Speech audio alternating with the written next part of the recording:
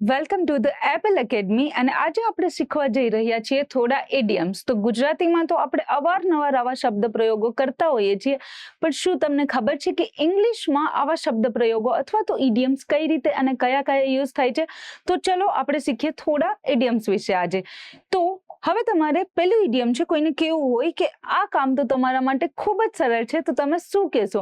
તો એના માટેનું ઇડિયમ છે it's a piece of cake. જો તમે એક્ઝામની ખૂબ જ સારી તૈયારી કરી છે અને એ તમારા માટે ખૂબ જ સહેલી સાબિત થવાની છે અથવા તો તમને ખૂબ સહેલું લાગી રહ્યું છે, તો you can say next time જ્યારે તમને કોઈ પૂછે ત્યારે કે don't worry about the exam, it's a piece of cake, right? આવું બીજું એક ઇડિયમ છે અંડર ધ વેધર.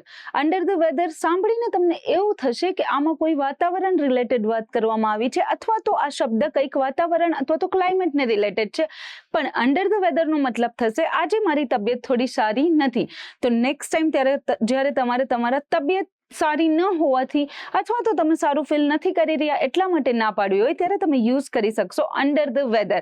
એક્ઝામ્પલમાં કેવી રીતે તમે એને યુઝ કરી શકશો? I can not come to the party because I am feeling a bit under the weather.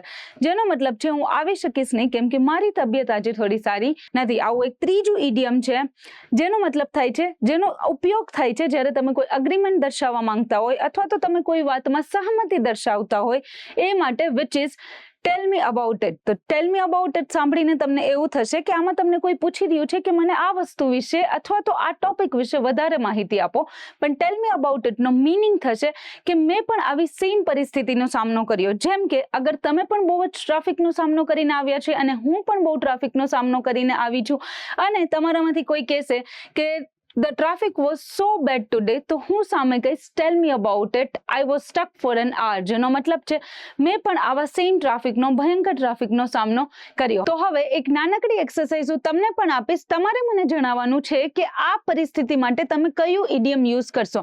તો નેક્સ્ટ ટાઈમ જ્યારે તમારે કોઈને કહેવું છે કે તમે પણ સેમ પરિસ્થિતિ અથવા તો મુશ્કેલીનો સામનો કરી રહ્યા છો, તો ત્યારે તમે આના માટે કયો સ્પેસિફિક ઇડિયમ યુઝ કરશો? મને કમેન્ટ કરીને જરૂર જણાવશો. કમેન્ટમાં લખજો કે કયું ઇડિયમ આના માટે યુઝ થશે અને ચેનલને લાઈક, શેર અને સબસ્ક્રાઇબ કરવાનું નહીં ભૂલતા. જય હિન્દ.